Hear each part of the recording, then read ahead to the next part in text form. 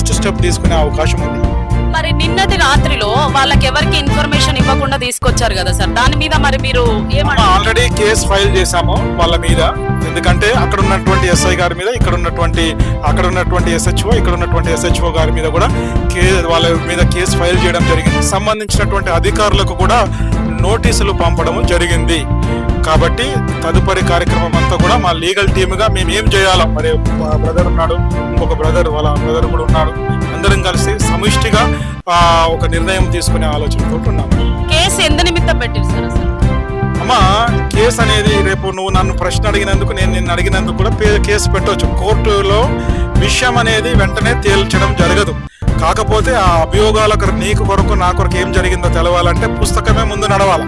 పుస్తకానికి కోర్టుకు కావాల్సింది సాక్ష్యాలు లేకున్నా ఊరికేనే మేము అట్లా అనుకుంటున్నామని చెప్పేసి అభియోగం మోపినప్పుడు ఏ